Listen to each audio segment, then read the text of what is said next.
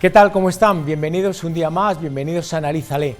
La propuesta que les traemos esta noche, vamos a hablar de escultores. Escultores como creadores de sensaciones, como creadores de sueños.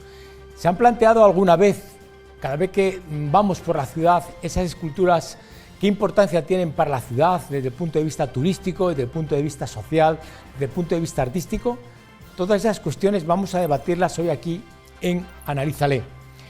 Para empezar, deberemos de saber cuál es la definición de escultura, que tal y como podemos definirlo de una manera ortodoxa, es el resultado de una expresión artística la cual consta de un proceso de tallar, moldear, esculpir o trabajar un material para darle una forma predefinida en 3 dimensiones. Evidentemente, esta forma puede ser o bien en bulto redondo o también puede ser en forma de relieve. Un relieve que puede ser bajo, medio o alto en función de lo que sobresalga de la forma definida. En cuanto a los materiales que se puede realizar una escultura, pueden ser de varios tipos. Lo más tradicional ha sido la arcilla, la madera, el hierro, el bronce y sobre todo hoy en día está muy en boga la realización de materiales reciclados, que alguno de nuestros invitados dará buena cuenta de ello, puesto que trabaja muy bien ese campo de actuación. En cuanto a las tipologías, es decir, cuáles son aquellos marcos de actuación que han tenido los escultores en sus distintas etapas, durante mucho tiempo nos hemos refugiado en el ámbito religioso, en el ámbito de carácter procesional, civil, mitológico, histórico, conmemorativo, monumental. Y actualmente también hay una tendencia que digamos que la que está más en boga, que es la carácter abstracto, que también veremos en nuestro programa. Y también todo ello en función del tema que hayamos elegido. Y para finalizar, también pretenderemos en nuestro programa saber cuál es la pretensión del escultor a la hora de concebir esas imágenes, es decir, qué busca cuando realiza esas esculturas dentro del espectador, dentro de esos sueños y esas expectativas que pueda tener, es decir, para emocionar, para buscar esas sensaciones dentro de la propia escultura. Y ya para finalizar, decir que esta escultura sobre todo se mueve en 3 conceptos: en el espacio, en el volumen, en la perspectiva.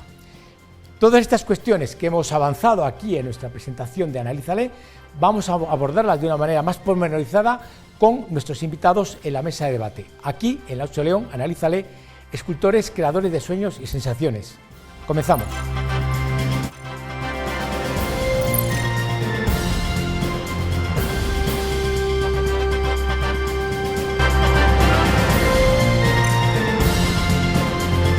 Ya nos encontramos en nuestra mesa de debate, como les había anunciado en la cabecera previa, y vamos a hablar de escultores, creadores de sueños y sensaciones. Y para no perder más tiempo, vamos a presentar a nuestros primeros invitados. Juan Carlos Uriarte, escultor, buenas noches, ¿cómo estás? Muy buenas noches. ¿Todo bien? Todo bien de momento. Te veo muy ataviado con tus gafas. Llamando a las puertas del cielo ya. Y también contamos con la presencia de Begoña Rodríguez, escultora, buenas noches. Buenas noches. Bueno, mi primera pregunta va un poco encaminada, no puede ser de otra manera que cómo ha afectado el tema de la pandemia a vuestros trabajos, a vuestra determinación a la hora de confeccionar estas tallas. Me imagino que eso ha sido un punto de inflexión importante, ¿no? ¿En qué punto nos encontramos desde que la pandemia, digamos, ha remitido? ¿Hemos vuelto a recobrar un poco la normalidad? Bueno, yo creo que particularmente el artista en el estudio, la pandemia la ha notado lo mínimo. Yo, en mi caso, he seguido trabajando mucho y he trabajado sobre la pandemia, una serie que hice hace muchísimo tiempo que se titulaba El 2020 y coincidió, parecía un presagio. Y entonces he estado trabajando a gusto, amontonando obra para cuando pasara todo esto poder exponerla. Lo único que no ha funcionado tan bien ha sido los 2 años de pandemia y la crisis económica anterior, que se ha juntado todo demasiado y a nivel de ventas se paralizó bastante. Pero por el resto, la gente que trabajamos no ha habido ningún problema, en mi caso, concretamente. Begoña, tú también has formalizado un poco esto. Bueno, mi caso fue un poco diferente porque yo, como en el proyecto en el que estoy, que trabajo con gente, sí sé que se paralizó todo, dejamos las clases durante casi medio año. Y bueno, pero se recuperó bastante bien, la gente volvió con muchas ganas de hacer cosas y personalmente sí que me puse a hacer obra, estando en casa encerrados, pues claro, me puse a dibujar que hacía, o sea, siempre dibujas, ¿no? Cuando eres escultor, antes dibujas, es así, va junto uno con otro, ¿no? Pero yo siempre dibujaba para comprender lo que iba a hacer y luego ejecutar, y me puse a dibujar de dibujar, cosa curiosa, no lo sé, ¿sabes? Pero sí, hice un par de piezas de la pandemia y que me he quedado yo para mí, y bueno. Genial. Bueno, vamos a entrar un poco ya en materia en vuestra obra. Juan Carlos, desde aquellos inicios, aquellas bielas que soldaste de camión o de coche, no sé muy bien lo que era, hasta llegar al punto de hoy ha habido un trabajo muy incipiente, muy laborioso en el cual has mezclado literatura, arte... Sí, un montón de cosas, ¿no? Sí, porque yo creo que soy un artista muy ecléctico con las cosas. Es que tenía razón Nora Begoña con lo que decía, que había dibujado. Pues es verdad que los pintores y los escultores siempre dibujamos, hay un dibujo previo, más suelto, menos suelto, pero lo que es el dibujo, yo me he puesto a dibujar ahora y me he puesto a hacer paisajes.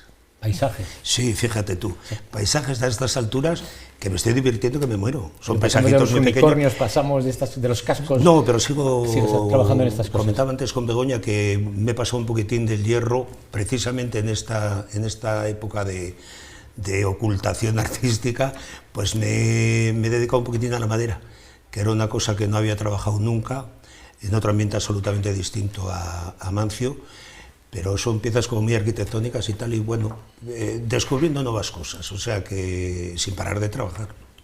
Y tú, Begoña, bueno, para aquellos que no conozcan, a lo mejor Juan Carlos tiene un recorrido a lo mejor más largo, muchas de sus esculturas son icónicas delante de la Catedral de León, delante del Ayuntamiento de León, y a lo mejor Begoña pasa un poco más desapercibida, pero tiene una calidad, una sensibilidad, tiene un lirismo que en algunas ocasiones, sobre todo, queda percibido eso en esas instalaciones, Facultad de Filosofía y Letras, esas intervenciones que has hecho en el CEL. ¿Sigues en esta misma línea de un poco eso, más literaria, esa mezcla de énfasis prosaico, quizás, podríamos decirlo? Sí, bueno, a mí me gusta decir que trabajo como muy desde las tripas, ¿no? Entonces, yo tengo, a ver cómo lo cuento esto, estoy trabajando, siempre las mujeres trabajamos un poco diferente. Es como mujeres. que sí, somos como más, vamos más a la sensibilidad, a lo mejor de las cosas, que a las grandes, no lo sé, quiero pensar, ¿no? Quiero pensar, y alguna vez me lo han dicho, ¿sabes? Que se notaba de dónde estaba, cuando una pieza era de un hombre y de una mujer. Y entonces yo siempre he intentado que haya un poco de poesía en mi obra, un poco haya detrás un pensamiento siempre, que siempre hay, Juan Carlos también lo tiene, todos lo tenemos, porque si no hay un pensamiento detrás no hay obra, ¿sabes? Eso, y además se va desarrollando con el tiempo, y ese mismo pensamiento lo plasmas en muchas piezas, y yo siempre he estado como más en las cosas pequeñas, en el elaborar a lo mejor de las mujeres, de que se vea un poco menos, se ve menos nuestro trabajo, pero está ahí, ¿no? Ahí estamos, con la poesía y un poquito... Obras muy interesantes, sobre todo esas llenas de lirismo, llenas de poesía, como tú bien indicas, que a veces están un poco, bueno, más complejas, a lo mejor más cercanas a ese arte abstracto, ¿no? De hecho, en el MUSAC también hiciste una intervención colectiva, ¿no? En el MUSAC participé en una colectiva, sí, con una pieza no muy grande, una pieza pequeñita, porque la exposición tenía que ver con ecología y buscaban que todos los participantes estuvieran haciendo obra, pues un poco, pues unos más con reciclaje, otros más, y yo llevé una pieza un poco futurista, ¿no? un poco loca ahí, que le gustó a la comisaria, precisamente, aunque tenía piezas grandes le enseñé piezas grandes, escogí una cosa pequeña porque era una cosa muy loca, era imaginarme cómo después de mucho tiempo estábamos en un futuro y tú abrías una lata y de ahí salía un pez que ya se había extinguido, ¿no? Era una cosa así un poco extraña. Y bueno, pues participé en esa exposición por esa razón, sí. En esa línea, Juan Carlos, que dice Begoña, yo creo que futurista y un poco de vanguardia siempre has estado tú, ¿no? Tus figuras sí, siempre son completamente evocadoras, ¿no? Además es que no me corto un pelo ni de cambiar de materiales ni de pasar muchas veces la frontera. Yo, ahora que estaba hablando Begoña de sus obras, yo conocí a Begoña, que me parece una escultora magnífica, en la entrada de mi dentista. Una pieza que le pregunté y le dije, ¿pero de quién es esto? De una chica que se llama Begoña. Y después ya te conocí más, hace muchísimos años ya de eso. Y bueno, yo creo que sigo en la dinámica, salvo esta especie de fronteras que me quito y me pongo donde me da la gana, sigo trabajando, intentando. Se nota que cuando te vas haciendo, cuando llevas ya muchos años de profesión, yo llevo pintando desde los 14 años, son muchos los que tengo ya, son muchos, tengo 73, pues calcula. Y entonces he ido siempre familiarizándome con volviéndome muy exigente con los materiales y familiarizándome con ellos. Por eso ahora lo de estar trabajando en madera, cosa que no había tocado en mi vida, pues me resulta de un atractivo brutal. Si os parece bien, vamos a dar participación también a otro compañero, a Carlos Cuentas, que tenemos a través de videoconferencia, a través de Zoom, que también nos va a aportar cuestiones importantes. Carlos, buenas noches, ¿cómo estás? Buenas tardes o buenos días. Buenas noches, ¿qué tal, Carlos? Buenos días. Que, bueno, haciendo un poco hincapié también en lo que decía Juan Carlos, tu obra también ha sido muy dilatada, no tanto como la de él por una cuestión cronológica, por una cuestión de edad, pero tú también tienes un bagaje ya muy grande a tus espaldas, desde aquellas primeras esculturas, ¿no? que a lo mejor mucha gente no lo conoce, que tenían una cuestión completamente pragmática, ¿no? Que en función de lo que tú tenías más a mano por el trabajo de tu padre, empezaste a aficionarte un poco a este mundo. Sí, bueno, ya, pues como dices también, ya llevo muchos años, empecé ya, pues incluso antes de hacer Bellas Artes, pues no sé, en la época en que estaba, pues, Juanma Villanueva haciendo escultura en los 90, por ahí, y bueno, claro, por supuesto Uriarte, y bueno, pues empezó a gustarme el tema de la plástica y luego ya pues a partir de Bellas Artes pues seguimos con ello.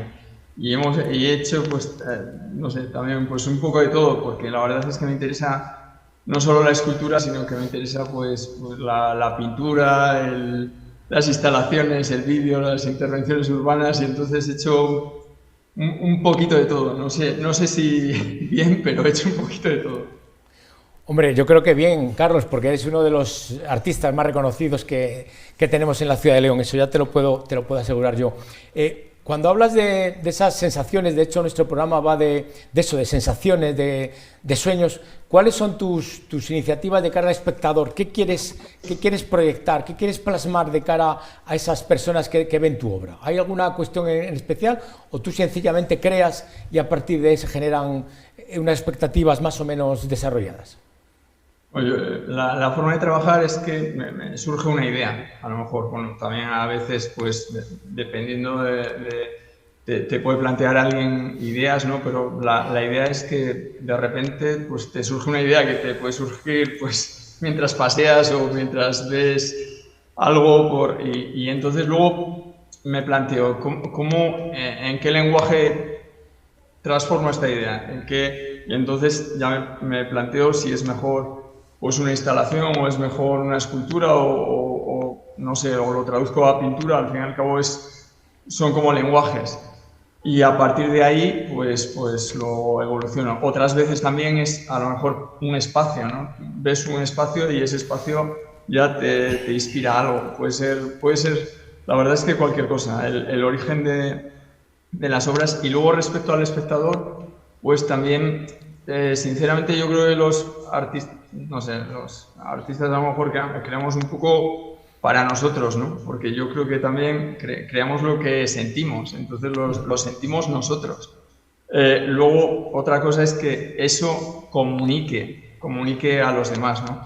Hay veces, pues ahora que estoy viendo, por ejemplo, el coche, que creas obra que quieres que en realidad se completa con la propia gente, ¿no? Yo creo que, por ejemplo, esta pieza se completa cuando hay alguien hay alguien en el coche o interactuando con él. Entonces, también depende de qué piezas, me interesa simplemente el aspecto estético, el transmitir un mensaje social, el aspecto lúdico, o simplemente eso es algo que has hecho para ti porque tenías necesidad tipo terapéutica de hacer eso, de sacarlo fuera. Entonces, cada pieza es una historia distinta, la verdad.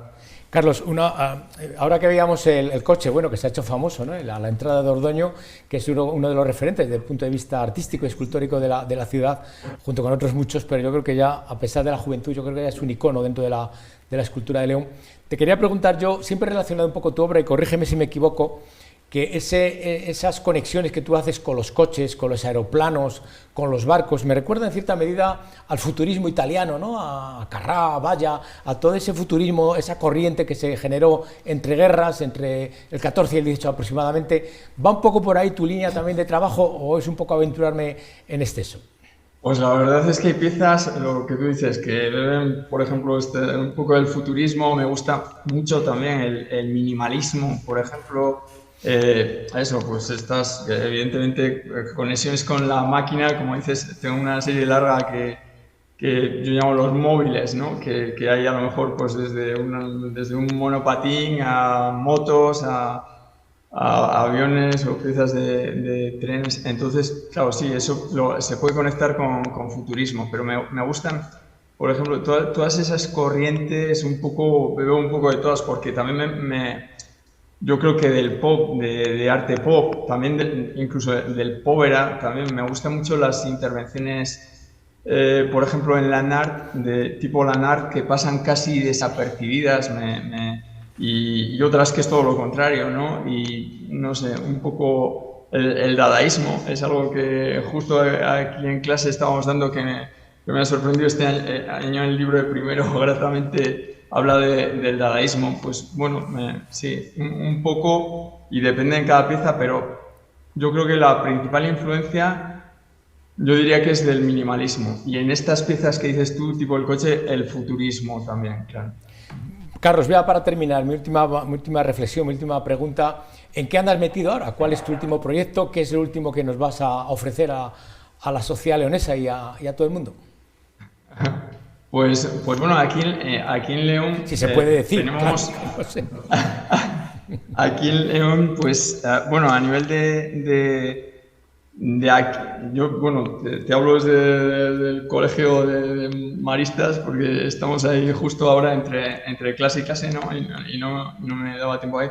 Aquí tenemos una pequeña galería que han pasado muchos artistas. Espero que justo la siguiente exposición, he hablado con Uriarte y será la de él, ¿no? Y luego ya también pasará, y han pasado, pues. Y aquí, por ejemplo, tengo una exposición ahora de arquitectura, que ha organizado, bueno, viene un arquitecto madrileño, afincado en Cataluña, Pedro Lorenzo, con José Carlos Álvarez Moratiel, que es otro arquitecto leonés, que les está explicando pues cómo la arquitectura, con una serie de maquetas, interactúa, ¿no?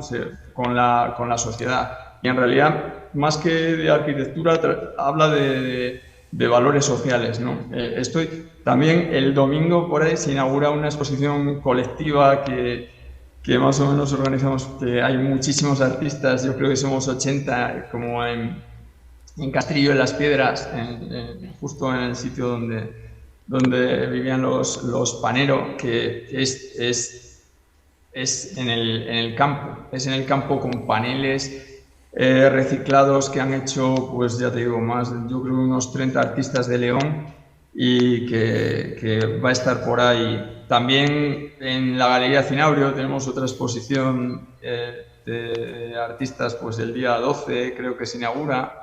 Y luego, no sé, fuera de León, pues bueno, tengo algunas cosas fuera, pero ya los veo, Carlos, que tu agenda es muy amplia, bueno, y bueno, eso nos congratula, vemos que sigues trabajando. Muchísimas gracias por atendernos, por atender al 8 León. Ha sido un placer tenerte aquí en Analízale, y esperamos que la próxima vez puedas estar en plató y contar con tu presencia. Muchas gracias, Carlos. Bueno, pues muchas gracias a ti, Javier, y a Begoña y Uriarte, a los que admiro, lo saben ellos, somos amigos, y admiro su obra, y personalmente también los admiro a los dos. Un abrazo, buenas noches, hasta pronto. Un abrazo, gracias. Bueno, continuamos en nuestra mesa de debate. Yo creo que vamos un poco en esa misma línea que nos dice Carlos, ¿no? Juan Carlos, para ti la escultura de forma global en la ciudad de León, yo creo que hubo un recorrido desde el punto de vista histórico, ¿no? Con la creación de Guzmán, de Aniceto Marías, luego con la escultura de la Inmaculada, de Cañas, del año 50 y tantos. ¿Ha habido un avance, digamos, desde el punto de vista tipológico en la escultura leonesa? Lo que pasa es que se cortó. El Ayuntamiento de León inició una especie de concurso de escultura que me parece que le hicieron un año nada más, cuya escultura ganó no me acuerdo ahora mismo del título, es una cosa en acero inoxidable que está cerca del kiosco de música sí. El elogio al viento. El ojo al viento, una cosa algo así. Interesante. Después dentro de la estación de Renfe hay una cosa de Ramón Villa y otra de otro escultor, y después se apostó de alguna manera. Yo me refiero que yo no, en algunos casos, por ejemplo, cuando yo hice la escultura de la catedral no me planteé una escultura, me planteé precisamente un muro de las lamentaciones. O sea, me refiero que no es una escultura que tenga excesivo volumen, y yo tampoco sé si me gusta o no me gusta. Lo que sí sé es que reúne y tiene algunas cosas que sí me interesaban contar de León.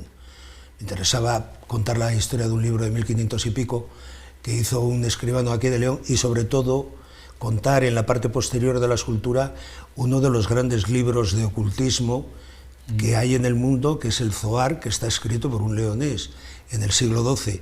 El Zohar de Moisés Ben Sentov. Estamos descubriendo algo que seguramente muchos leoneses desconocen.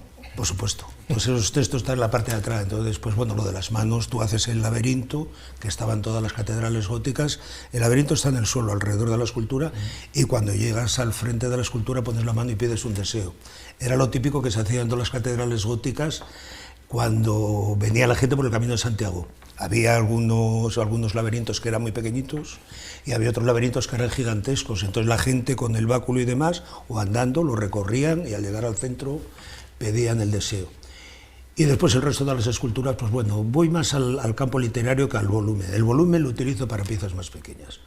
O sea, Hablando de volumen, retomando un poco lo que dice Juan Carlos, es una parte importante dentro de tu obra, ¿no? El volumen, el espacio, supongo que serán aspectos que sean determinantes a la hora de concebir un proyecto. Sí, claro. Cuando eres escultor, el volumen lo es todo.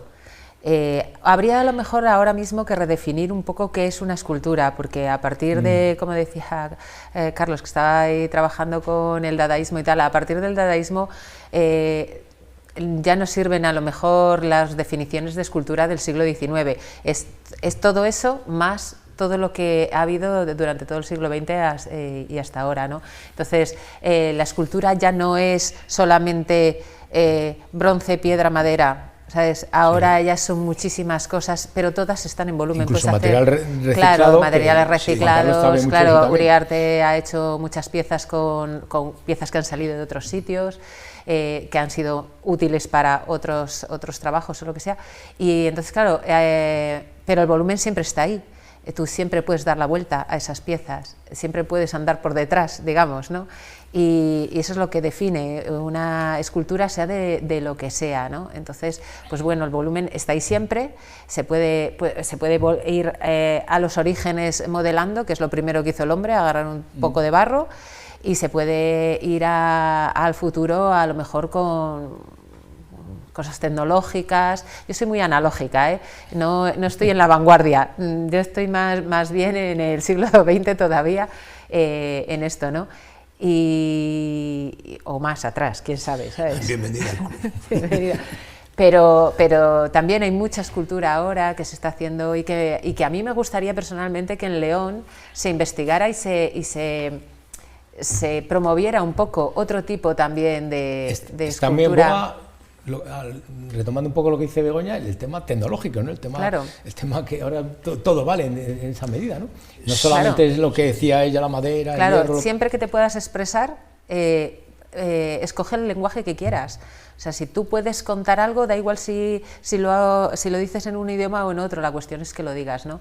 Y los idiomas en nuestro oficio están en los materiales. Bueno, ya se nos está acabando el tiempo de esta primera parte. Ya para ir finalizando, ¿qué creéis que es el futuro de la escultura? Estamos un poco en cierta medida dando esas pautas, pero el futuro de la escultura, ¿por dónde puede ir? ¿Cuál es el camino de la escultura? Según lo veis vosotros, en pleno siglo, a comienzos de esa década, segunda década del siglo XXI. Yo, desde luego, si depende de mí, voy a seguir haciendo lo que estaba haciendo. Es que me siento muy a gusto. Claro, y tiene es que razón. Cada uno tiene que hacer lo que hace. Tú lo que tienes que intentar es emocionar o contradecir la opinión del público y demás. Vale todo.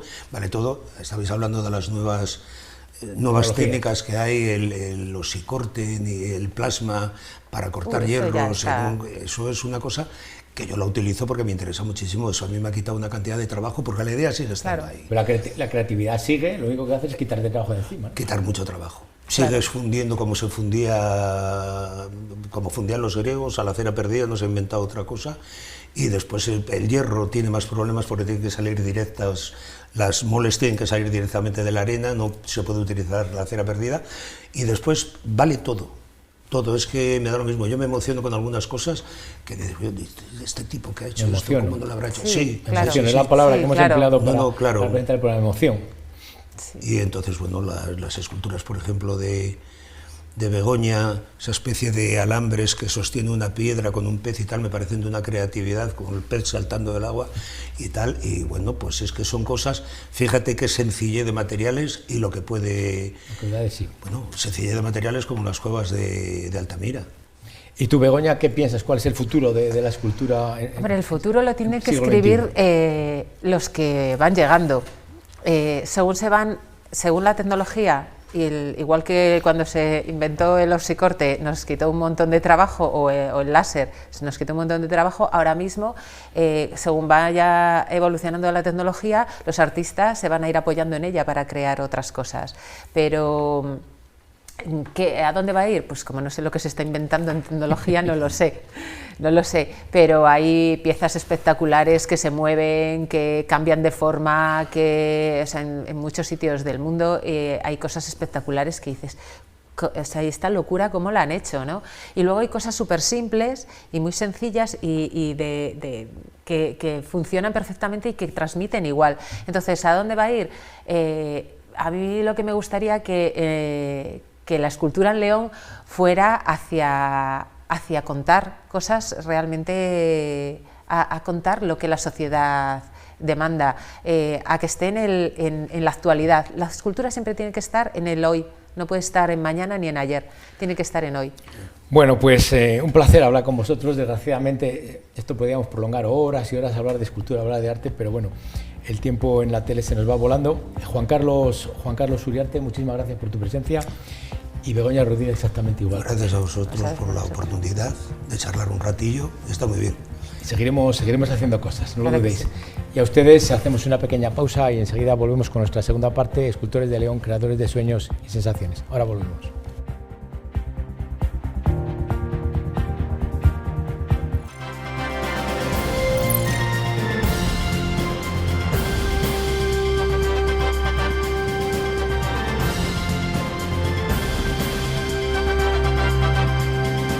Volvemos a nuestra mesa de debate, seguimos hablando de escultores de León, creadores de sueños y sensaciones, y en este caso hemos cambiado de invitados y pasamos ya, sin más demora, a presentárselos. A mi derecha tenemos a Amancio González, Hola. Escultor. Amancio, buenas noches. Buenas noches. ¿Qué tal todo? Muy bien, gracias por la invitación.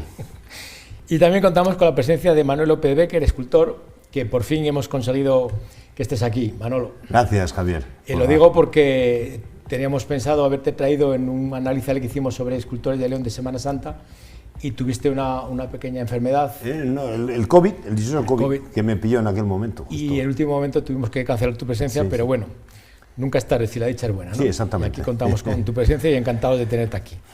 Bueno, me decíais antes fuera de micrófono que habéis escuchado atentamente el debate de Uriarte y de Begoña, y que bueno, ellos en cierta medida son creadores sobre todo de hierro, de bronce, de un aspecto quizás más lírico de la parte de Begoña, y en este caso vosotros, entre otras cosas, trabajáis la madera, ¿no? Aparte que tú también trabajas el hierro, trabajas esos tetraceros ahora Sí. que estás en esa línea.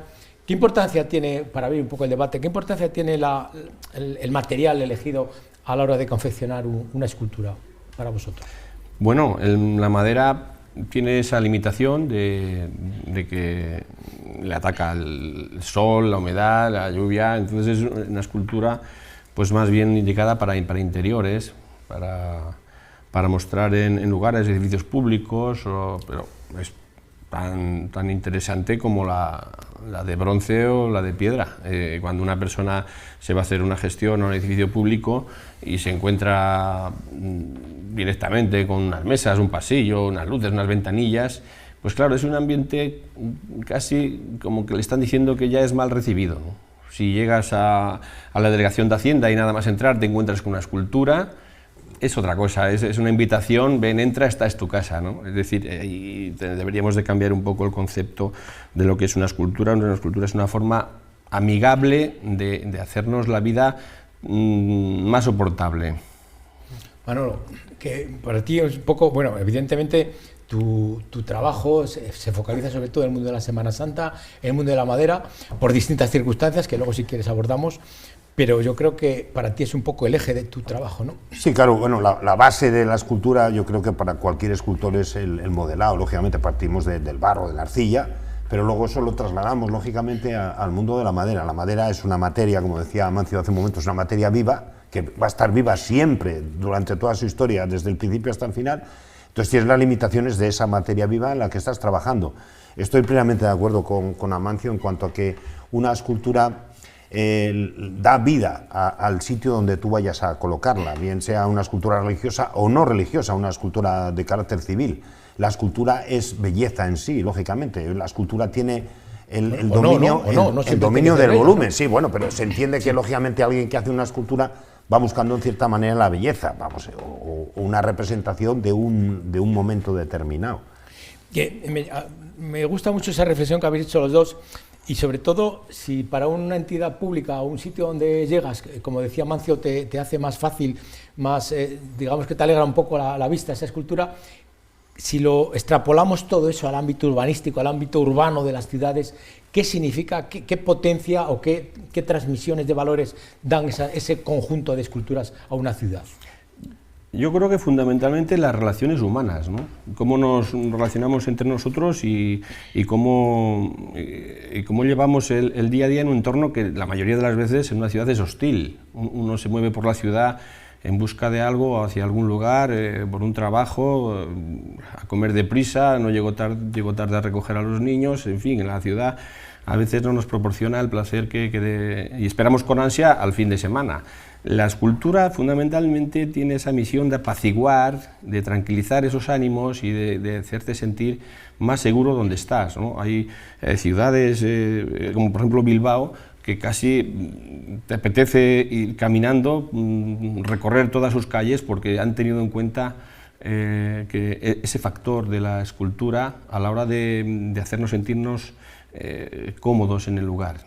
En tu caso, Manolo, evidentemente se circunscribe más a un periodo concreto cronológico de León, que es la Semana Santa, que tiene muchísimas obras, pero que se concentran todos en un periodo muy corto. Es decir, vemos tus obras, expones tus obras en ese marco cronológico. Quizás tenemos esa pequeña carencia contigo, o tú sencillamente expones a partir de ese punto. Por circunstancias, bueno, digamos que en cierta manera mi vida ha quedado encasillada a ese mundo, que no, yo siempre digo una frase que me la habrás oído muchas veces. Lo hemos hablado en privado y me gustaría también que dijese en público. Me da lo mismo hacer un Cristo que un Quijote, pero lo que pasa es que por circunstancias me han encargado Cristos y he hecho Cristos, no he hecho Quijotes, por poner un ejemplo, vamos, ¿no?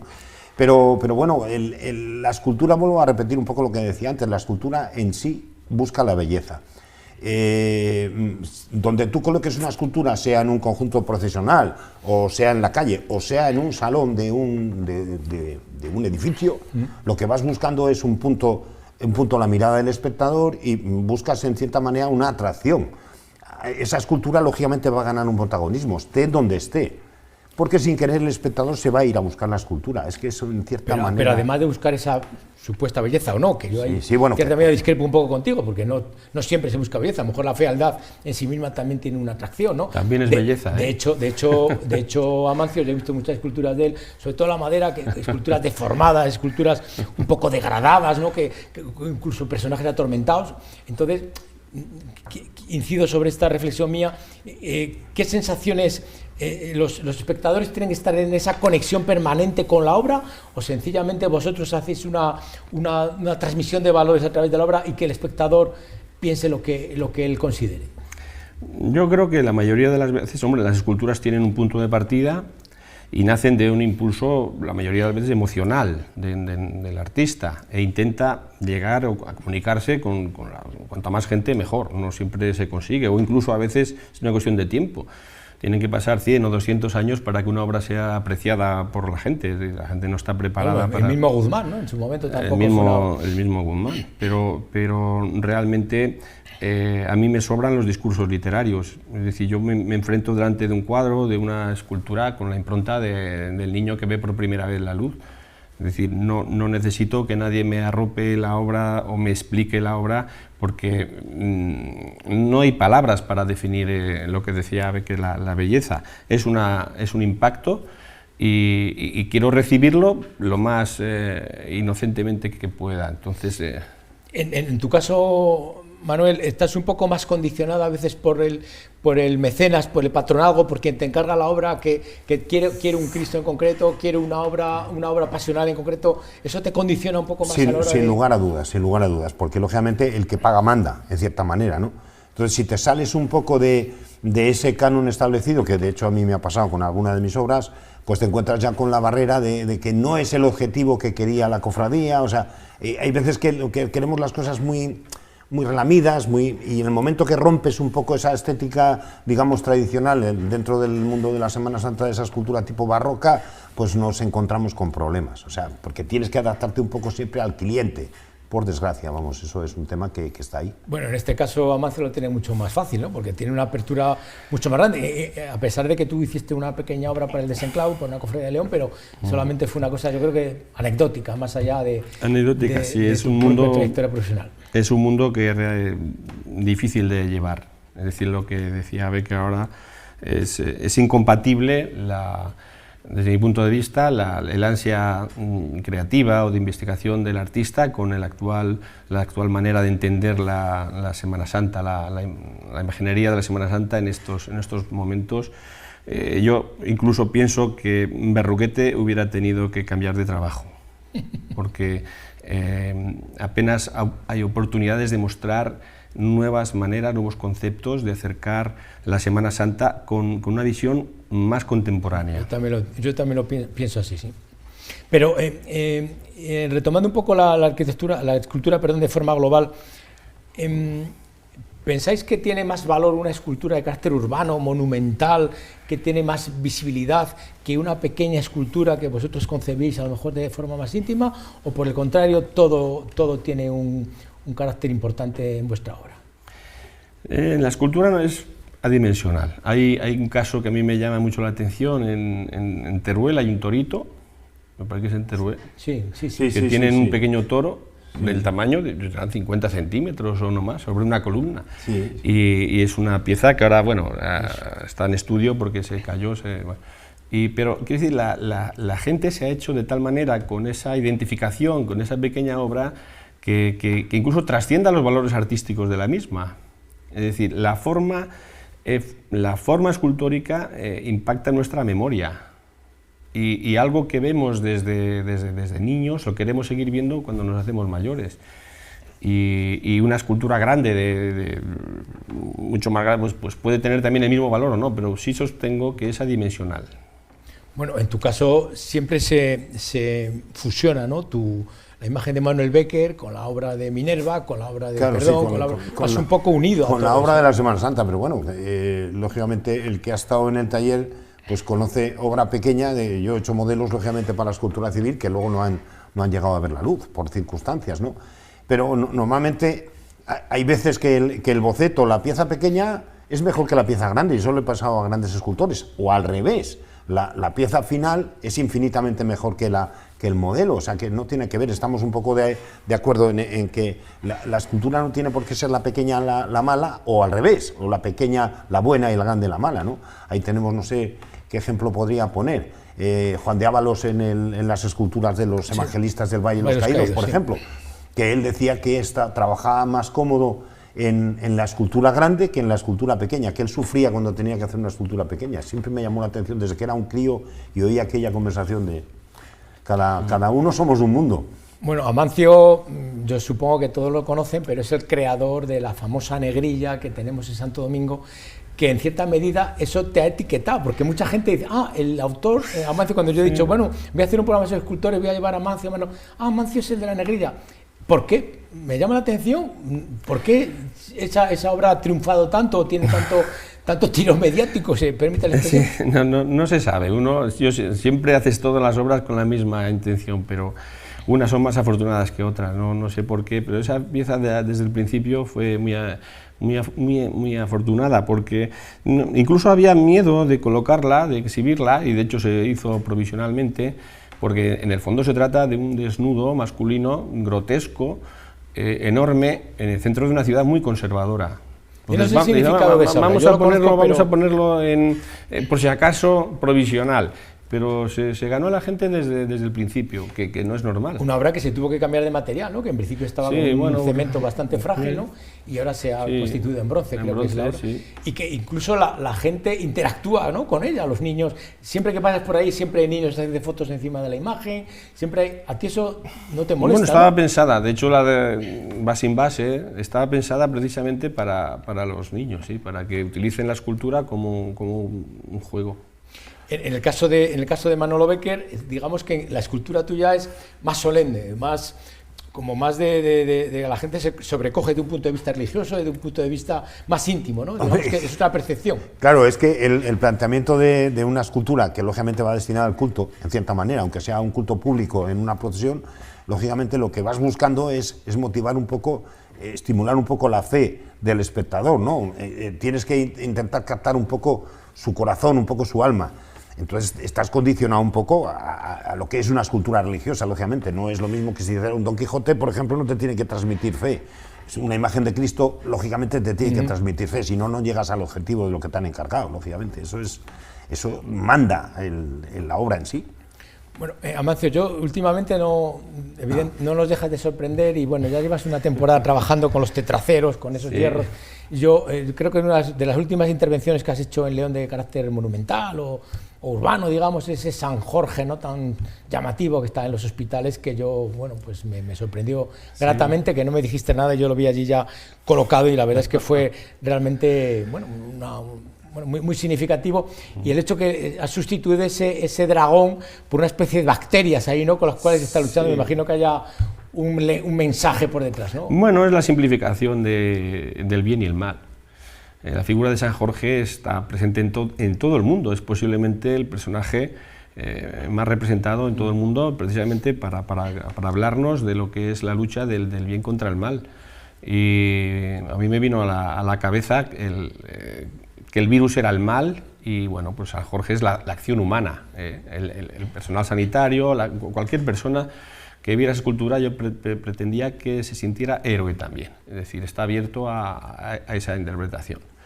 El San Jorge no habla de victoria tampoco, es una pelea y ahí seguimos todavía en la pelea, el caballo está en el aire, es un territorio dominado por la incertidumbre, el virus se mueve a sus anchas. Y bueno, a mí me encajaba simbólicamente a la perfección lo que quería hacer con esa escultura, estoy muy satisfecho con ella.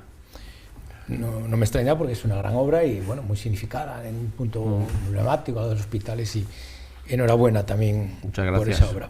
En tu caso, Manolo, si tengo bien entendido, una de tus últimas obras ha sido el San Francisco de Asís que has hecho para la Cofradía del Perdón, para el barrio de la Vega. Sí, ¿no? San Francisco de la Vega, que sí. lo habéis inaugurado hace muy poquito tiempo. Pues una del día de San Francisco, hace el mes pasado. Que fue el obispo a bendecirlo. Sí, fue el obispo a bendecirlo y bueno, pues es una imagen que al final pues es una imagen de vestir, que yo no quería que fuera de vestir, pero bueno, al final es una imagen de vestir y bueno, es el momento que San Francisco recibe las llagas de digamos, los estigmas de Cristo y bueno, pues es una imagen de tipo barroco y sin más, no más pretensiones. El tema es que... Con buena acogida por parte del sí, barrio. Sí, con buena acogida por parte del barrio. Cumple el objetivo de que lógicamente no tenían una imagen procesional, pues sacaban una imagen que les prestaban las clarisas, y entonces ahora ya tienen una imagen, la cofradía, la parroquia, porque lo van a compartir, yo no sé exactamente cómo lo van a hacer ellos, la imagen es de la cofradía, pero bueno, es otro objetivo lógicamente conseguido. Vale, ya para ir terminando, porque el tiempo se nos va agotando, Gonzalo, Amancio, ¿cuáles son tus expectativas? ¿Qué tienes en el tintero preparado? Si puedes contar algo. Si es que... No, bueno, yo sigo trabajando, ahora estoy haciendo una escultura para Esteban Tranche.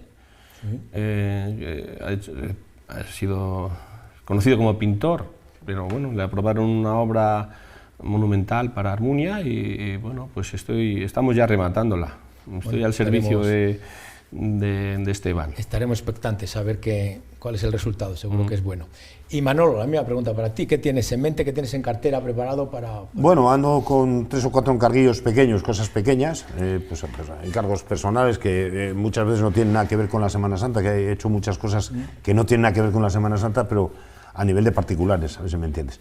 Y luego pues tengo ahí algún proyecto ahí un poco más de carácter civil, pero que a ver si tengo suerte y soy capaz de encajarlo en este mundo nuestro de la ciudad de León, que es un poco complicado. Bueno, de hecho estamos en este programa para lanzar, apoyar, para de hecho, reivindicar. yo tenía un proyecto que, bueno, ya cuando la historia del monumento al Papón, yo tenía una idea totalmente diferente, bueno, pues, para hacer en bronce en un tamaño... Pues que pero pasa es que a nivel político, fueron las palabras que me dieron, no era el momento oportuno. Bueno, pues que este programa sirva para reivindicar, para lanzar, para apoyar las iniciativas de escultores, que en este caso, creadores de sueños y sensaciones, como lo hemos titulado, y bueno, que en esa línea estamos. Amancio González, escultor y amigo, muchas gracias por tu presencia y aquí te esperamos para sucesivas ocasiones. Muchas gracias por la invitación, caballero. Y Manuel López Becker, lo mismo, amigo, hermano, Papón, compañero, muchas cosas tenemos en común también. Ha sido un placer teneros aquí y bueno, contaremos con vosotros para próximas ocasiones. Y a todos ustedes, pues nada, despedirles, que esperemos que les haya gustado este programa de escultores. Les esperamos la próxima semana en el próximo Analízale. Disfruten, descansen y cuídense mucho. Gracias.